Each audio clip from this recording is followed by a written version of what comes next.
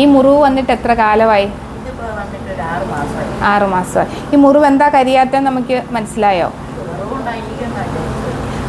കാലിലേക്കുള്ള blood circulation കുറവാണ്, അതുകൊണ്ടാണ് ഈ മുറിവ് കരിയാത്ത. അതുകൂടാതെ അമ്മയ്ക്ക് വേരിക്കോസ് വെയിൻ്റെ പ്രശ്നങ്ങളുണ്ട്, അതുകൊണ്ടാണ് കൂടുതൽ ചൊറിച്ചിലൊക്കെ അനുഭവപ്പെടുന്നത്. അപ്പം ഇത് ബ്ലഡ് സർക്കുലേഷൻ കറക്റ്റ് ആക്കാനുള്ള ട്രീറ്റ്മെൻറ്റാണ് നമ്മൾ ചെയ്യുന്നത്. അത് വന്നു കഴിയുമ്പോൾ ഇത് കരിഞ്ഞോളൂ കേട്ടോ. ബ്ലഡ് സർക്കുലേഷൻ കുറയുമ്പോൾ നമ്മുടെ ശരീരം പല ലക്ഷണങ്ങൾ കാണിക്കും.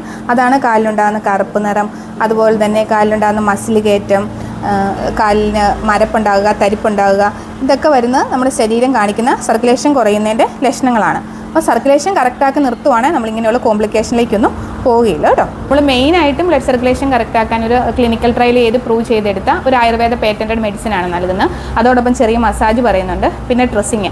ഏറ്റവും പ്രധാനം ഡയറ്റ് നന്നായിട്ട് കൺട്രോൾ ചെയ്തില്ലെങ്കിൽ ഇത് അലർജി പോലെ ചൊറിച്ചിലും അൾസറിലേക്കൊക്കെ പോകും. അപ്പം പിന്നെ നമ്മൾ പറയുന്ന പോലെ വീട്ടിൽ പോയി ഡ്രസ്സ് ചെയ്താൽ മതി, മെഡിസിൻ കഴിച്ചാൽ മതി, നന്നായിട്ട് വെള്ളം കുടിക്കണം. അങ്ങനെ ചെയ്യുമ്പോൾ ഇത് കരിഞ്ഞോളും. അപ്പം നമ്മൾ ബ്ലഡ് സർക്കുലേഷൻ കറക്റ്റാക്കി കരിയുവാണെങ്കിൽ പിന്നെ സെക്കൻഡറി ആയിട്ട് പിന്നെയും പൊട്ടുകയില്ല, അങ്ങനെ ഇൻഫെക്ഷനിലേക്കൊന്നും പോകത്തില്ല കേട്ടോ.